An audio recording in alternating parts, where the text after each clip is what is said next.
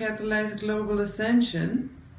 And today I would love to speak about resistance, and particularly how to release resistance. Because in our world, the way that our society is built up, we always think that we, in order to receive things or make things happen or to get things, we need to make a lot of effort, for example. Oh, by the way, I'm in Amsterdam, so if you hear some sounds out there, it's because of Amsterdam, my beloved city. So yes, the resistance. So if you want to create anything, we've always learned to make a lot of effort, meaning putting your own willpower into something, and maybe physical effort, emotional effort, mental effort, you know, even like through a method, putting step 1, step 2, step 3, you know, and really making things happen. And so we are really programmed to believe that we need to make effort to make anything happen. But the more that you grow into relaxation and into yourself and into a state of ease, the more that you realize that whatever it is that you need or you want, you can create it through actually kind of stepping into yourself. Because if you understand that the reality on the outside is a reflection, a pure reflection, every moment again and again, it's a pure reflection of who you are on the inside, then you start to realize, okay, so then instead of trying to fix something on the outside, I can also just go inside of myself, relax, be full of ease and trust, you know, and make it go like that. So it might not happen like this in a way. It does, huh? If you totally relax and release resistance, everything will come to you. It's just a matter of how do you learn, or how do you go into this non-effortless, you know, this effortless state of being where you have released so much of your resistance, physical, emotional, mental resistance, that things just automatically and come to you in a great state of ease. And so, for example, if you look at this state of ease and resistance, yeah. So, for example, let's say you want to create something, and instead of creating this type of mental, emotional, physical effort, you can say, okay, you can state or write down or whatever you want, your wish or what you really want. Like, you have to be really clear about it, because that's where it starts.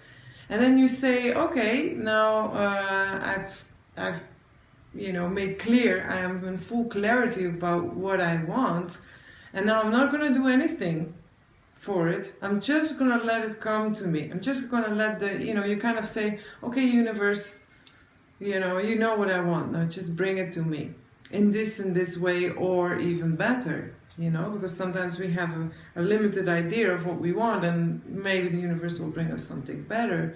And so when you start with small things, you're going to have more confidence that it really works, more faith or confidence or trust, you know, in the universe that it works. And then you slowly start to turn around this type of, I need to make an effort to make something happen, into, I don't need to make an effort and everything is coming to me.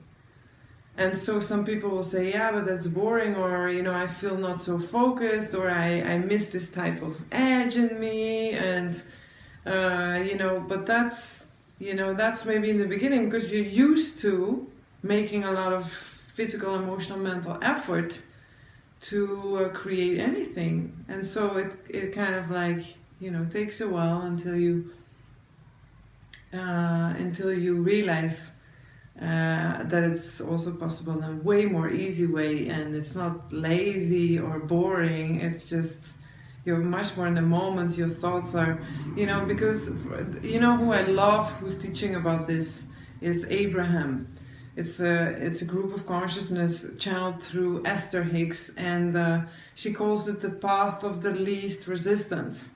And I love it, really, I love it. Like in the beginning I started, hearing her and following her, I was like, wow, I didn't really get what she was really saying, but the more and more I can practice it and manifest it in my life, the more I'm like, oh my God, it's the opposite of what we believe many times, It's so, if you just, and it's not so easy, because how do you get this resistance away, The physical resistance, maybe go for a walk, go outside, do the things you love, yoga, sports. How do you get the mental resistance away? Do meditation, even 10 minutes a day. Do a meditation, observe yourself. How do you get the emotional resistance out of the way? Do some emotional work. And so the basis of all this, of what I understood and what she's teaching, is that the basis is that, and many teachers, the basis is always the same anyway. It doesn't matter who's bringing it in. It's just like, it's always the same. It's like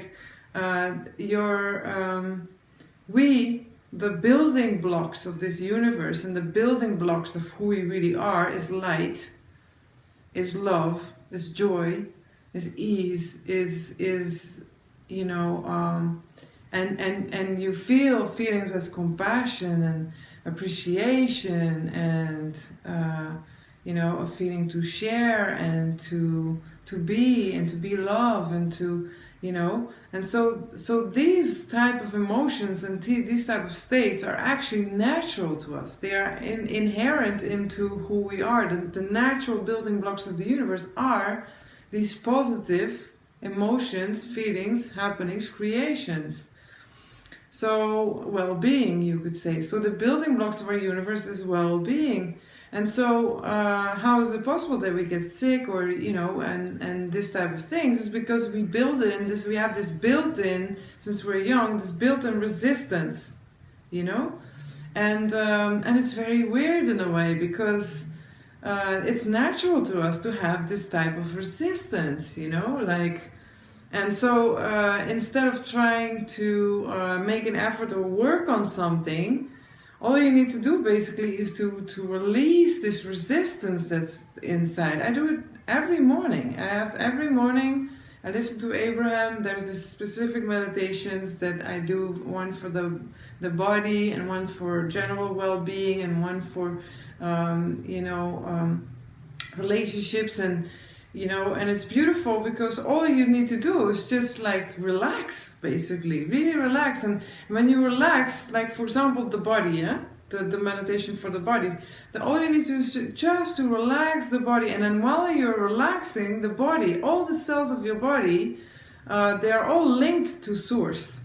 And so when you relax, you're giving your body like this opportunity, this moment to really relax and actually to heal itself and get the resistance out of the way and just let this natural state of well-being be a part of, be what it really is. So I hope that we can all find the state of least resistance, this path of releasing resistance, and it's beautiful. So I'm in Amsterdam, like I said, and I love this town. It's amazing. It's one of my favorite towns in the world. So I'm going to enjoy further, and I love you very much. Thank you for watching. See you next time.